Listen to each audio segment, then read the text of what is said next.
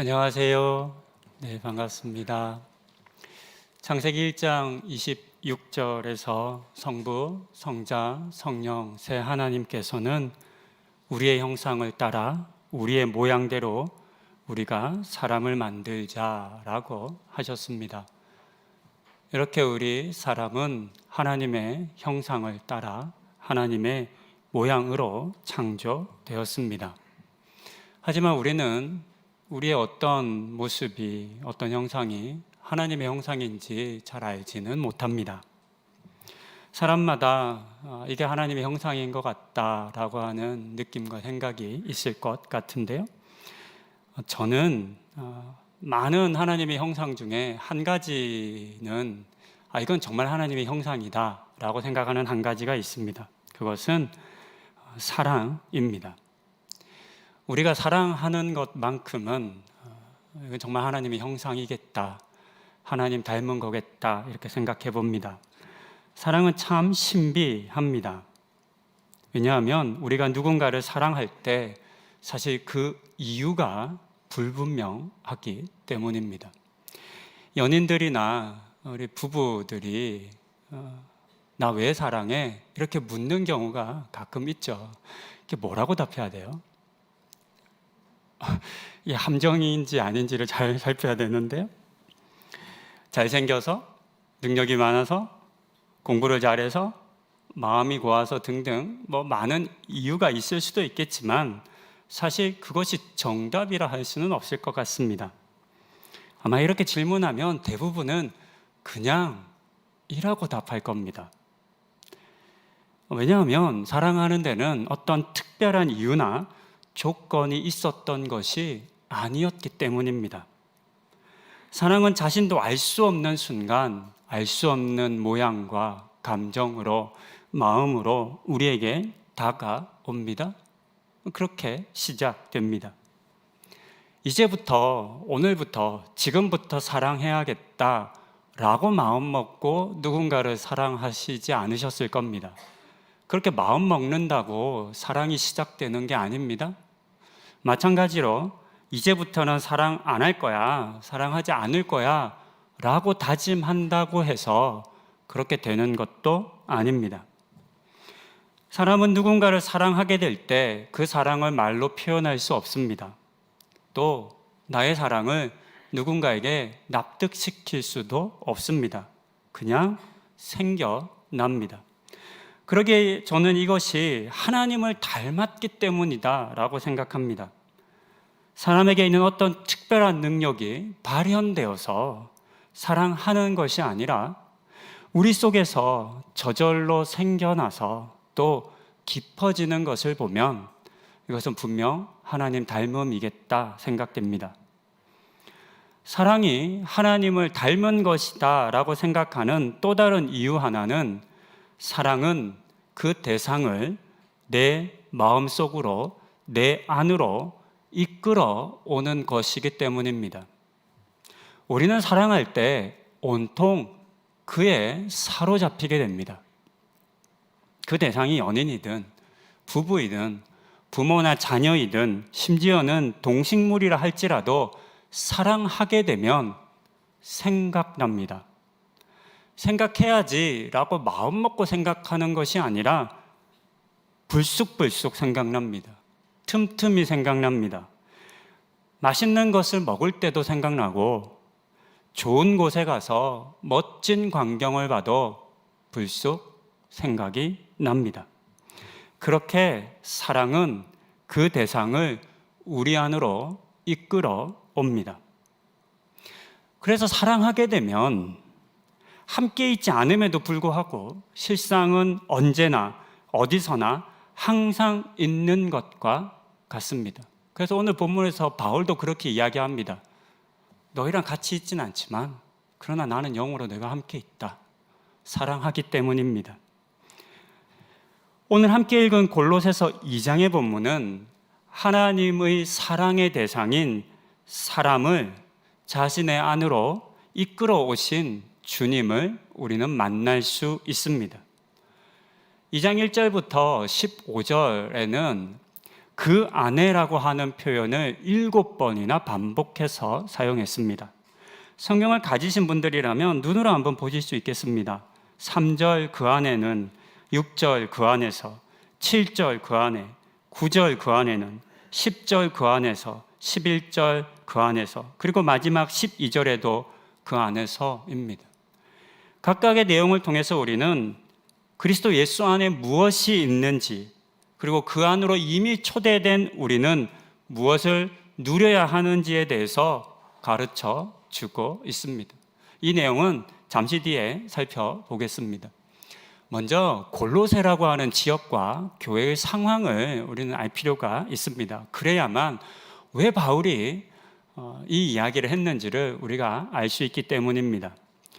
골로새는 2장 1절에 너희와 라오디게아 교회라고 이제 표현했는데요. 이제 두 교회에 회람한 편지이기 때문입니다. 라오디게아는 우리가 요한계시록의 소아시아에 있는 7교회를 통해서 좀 알잖아요. 라오디게아에서 동쪽으로 약 18km 떨어진 곳에 위치한 도시였습니다. 이렇게 얘기하면 아무도 모르세요. 그래서 지도를 준비했습니다. 지도가 작아서 잘 보이지는 않겠지만 글씨가 있는 곳들이 소아시아에 있는 7교회이고 그 글씨 중에 가장 아래쪽에 라오디게아 옆에 있는 골로새라고 하는 도시입니다. 대충 아시라고 보여드리는 겁니다. 소아시아에 있는 교회였습니다. 바울이 이 편지를 라오디게아와 골로새에 보낼 때로 바울은 로마에서 가택연금 중이었던 것으로 그렇게 보입니다. 그래서 이제 이 서신은 옥중 서신이라고 부르죠. 그때가 약 62년경 정도로 봅니다. 그때 골로새는 이미 쇠락한 도시였다고 합니다.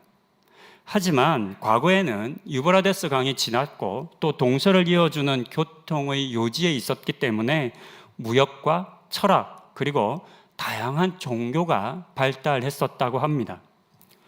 골로새에는 매우 특별한 특징이 하나 있었는데요. 그것은 이 지역에 유대인들이 굉장히 많이 살았다는 겁니다.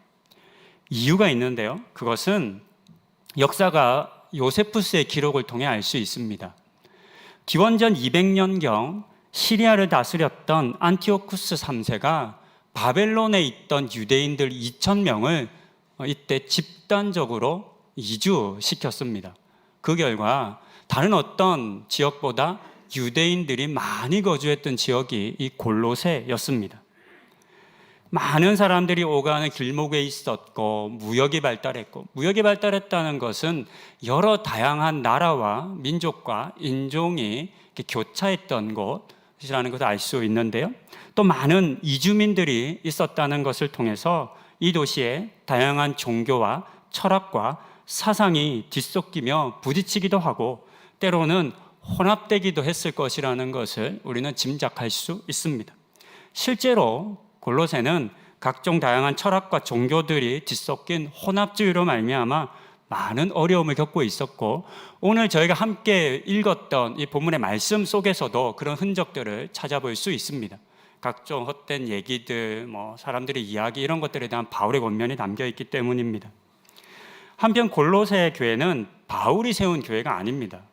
바울이 많은 교회를 세웠지만 골로새 교회는 세우지 않았고 방문하지도 않았습니다.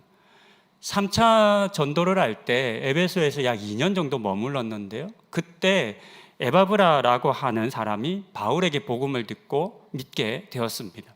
그가 가서 세운 교회가 골로새 교회입니다. 하지만 아직 배움이 부족한 에바브라가 감당하기 힘든 일들이 골로새 교회에서 벌어지고 있었습니다. 그것은 앞서 말씀드린 것처럼 여러 다양한 철학과 사상들, 속임들, 그리고 이단 종교의 영향이었습니다. 그중 대표적인 것이 4가지 정도가 있는데요. 하나씩 살펴보면 이렇습니다. 첫 번째는 유대인들의 율법주의입니다.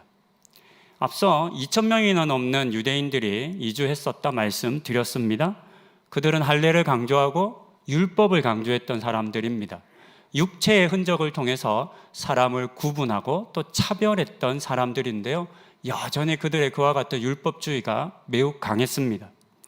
두 번째는 영지주의입니다. 한번 들어보셨을 겁니다. 영지주의는 2세기 들어서 매우 발달하게 되는데요. 아직 명확한 형태를 띈 건 아니지만 그 영지주의의 초기 형태가 이때 이미 시작되었습니다.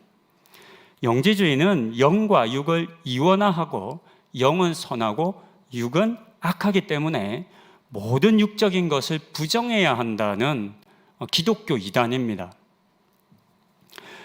그리고 이와 같은 육적인 것, 육신을 부정한다는 것 속에 담긴 의미가 매우 중요한데요. 그건 뭐냐면 결국은 사람이 되어 이 땅에 오신 예수를 부정하기 위해서입니다. 우리가 믿는 예수님은 육체를 입고 사람이 되어 오셨잖아요. 근데 그걸 부정하는 의미인 겁니다. 육체는 하찮아, 가치 없어. 혹 예수가 신이었다 하더라도 육체를 입고 이 땅에 왔다는 것은 그가 열등한 신이라는 증거다라고 말하기도 했습니다. 세 번째는 천사 숭배입니다. 사람의 모습으로 온 예수에게는 힘이 없습니다. 악한, 약한 육신을 입고 왔기 때문입니다. 그래서 그들은 예수가 아니라 완전히 영적인 존재인 천사가 하나님과 사람 사이를 중재한다고 믿었습니다. 그리고 그 천사만이 사람을 구원할 수 있기 때문에 천사를 잘 섬겨야 한다 말했습니다. 그것이 천사 숭배입니다. 마지막은 금욕주의입니다. 영적인 삶을 살기 위해서 육체적인 욕구나 본능을 억제해야 한다라고 하는 주장을 하는 사람들이 있었습니다. 이 금욕주의는 보통의 사람들의 일상의 생활을 부정하는 겁니다. 우리는 먹고 살기 위해 일하고 운동하고 노력합니다. 애쓰는 겁니다. 그런데 그 모든 것들을 부정하는 것입니다. 물론 여러 다양한 것들이 있을 수 있고 철학의 사조도 있을 수 있겠지만 이와 같은 것들이 혼합되어서 골로새 지역과 골로새 교회 성도들을 어렵게 했습니다. 이런 복잡한 것들에 대해서 에바브로가 대답할 말을 찾지 못한 겁니다. 어떻게 해야 됩니까? 이런 일들이 우리 가운데 일어나고 이런 것 때문에 많은 성도들이 흔들리고 있는데 믿음이 약해지고 있는데 어떻게 해야 합니까? 라고 절박한 호소를 편지를 바울에게 보냅니다. 이런 에바브로의 호소에 대한 답이 바울이 쓴 이 골로새 편지입니다. 그래서 이 편지 속에는 골로새 교회 성도들이 직면한 문제에 대한 여러 흔적들이 담겨져 있습니다. 방금 제가 말씀드린 이 크게 4가지 내용들이 다 담겨져 있습니다. 오늘의 본문에도 곳곳에 있습니다. 다 살펴볼 수는 없을 것 같고요. 그중 하나를 봅니다. 그중 하나는 하나님의 비밀인 그리스도라고 하는 표현입니다. 비밀은 숨겨진 것을 의미합니다. 비밀이라고 그러면 몰라야 하는 겁니다. 또는 외부인은 알 수 없는 상태, 외부인에게는 가리워져 있고 내부인들만 아는 것이 또 비밀이기도 합니다. 하나님에게 비밀이 있습니다. 하나님을 믿든 안 믿든 하나님을 알든 모르든 하나님을 신이라고 생각한다면 상식적으로 생각하면 신이 가진 비밀을 사람이 알 수는 없습니다. 사람은 그런 능력이 없기 때문입니다. 신이 사람에게 감추기로 한 그래야 비밀이니까요. 그 비밀을 밝혀내고 알아낼 존재는 세상에는 없습니다. 그런데 바울이 오늘 이 이야기에서 그렇지 않다라고 이야기하고 있습니다. 하나님의 비밀은 감추어진 것이 아니었다는 겁니다. 이 땅에 육신을 입고 오신 예수를 통해서 온 세상의 모든 사람에게 밝히 드러났다는 겁니다.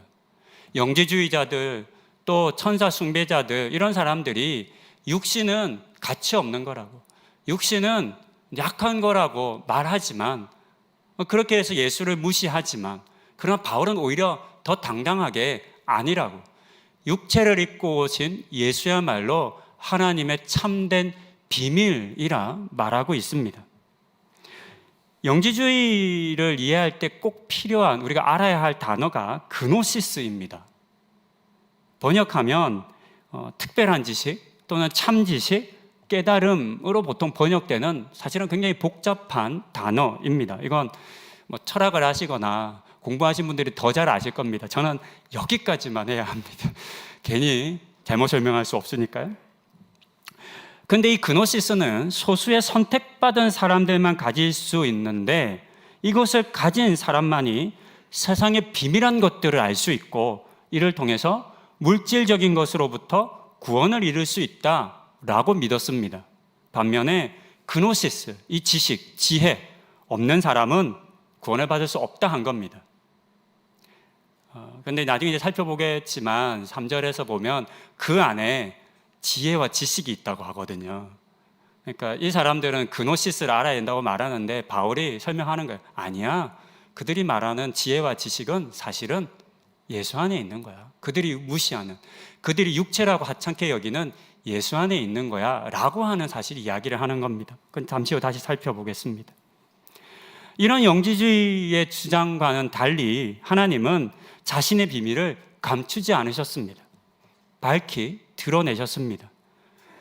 소수의 특별한 사람들에게만 보이신 것도 아니었고, 특정한 사람들 또는 신분이 높고 똑똑하고 그런 사람들에게 보이신 것도 아닙니다. 또는 어떤 능력을 가져야만 볼 수 있는 것도 아니었고, 다른 사람들보다 우월한 존재가 되어야 하는 것도 아니었습니다. 예수가 그리스도라는 이 하나님의 비밀을 알기 위해서 필요한 것은 모든 사람들에게 동일하게 딱 한 가지 믿음밖에 없었습니다. 이 믿음만이 하나님의 비밀을 아는 그 방법입니다. 그리고 우리는, 이 자리에 있는 우리 모두는 믿음을 가졌기 때문에 이미 이 비밀을 취한 것으로, 안 것으로 알 수 있습니다. 이제 배경 설명을 드렸으니 7번 반복된 그 안에라고 하는 내용을 살펴보시겠습니다. 조금 딱딱한데요. 한 절씩 살펴보겠습니다. 성경 가지신 분들이라면 눈으로 성경 읽으시며 따라오시면 좋겠습니다. 3절은 말씀드린 것처럼 그리스도 안에 모든 지혜와 지식이 감추어져 있다라고 했습니다. 많은 사람들이 지혜와 지식을 찾아 헤맵니다. 공부를 합니다. 당시에는 철학 사조, 에피파네 박파 등 이렇게 많은 당시 고대 그리스 철학 사조가 이 당시에 유행이었습니다. 사람들은 그 철학을 통해서 지혜와 지식을 얻으려 했습니다.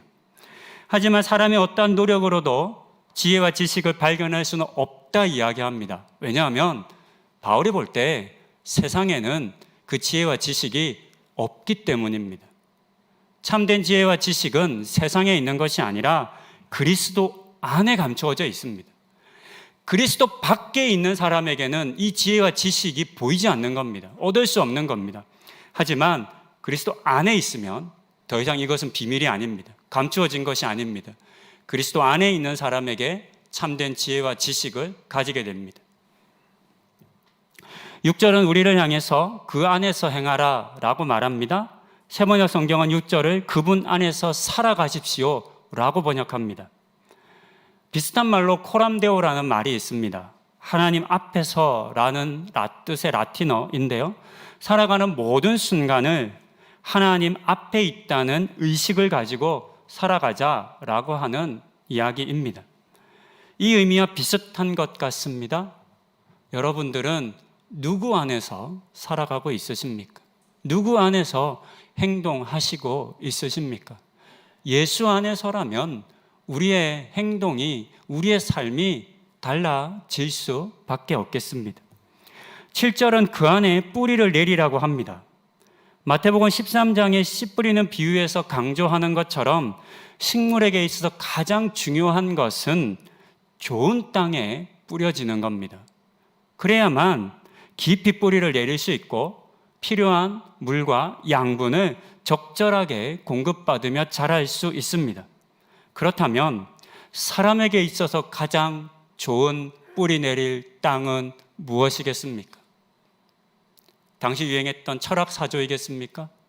아니라고 이야기하는 겁니다. 어떤 철학도, 어떤 사상도 다 너희를 속이는 거고 다 거짓된 것이라고 말하며 너희가 뿌리 내려야 할 참으로 좋은 땅은 오직 예수 그리스도라 말하고 있습니다. 9절은 사실 조금 이해하기가 어렵습니다. 그래서 메시지 성경으로 구절을 제가 한번 읽겠습니다. 그리스도 안에는 하나님의 모든 것이 표현되어 있어서 여러분은 분명하게 그분을 볼 수 있고 그분의 말씀을 들을 수 있습니다. 요한복음 14장에서 예수님께서 제자들과 대화를 할 때 빌립이 예수님을 향해 하나님을 좀 보여주십시오 라고 했습니다. 요구한 겁니다.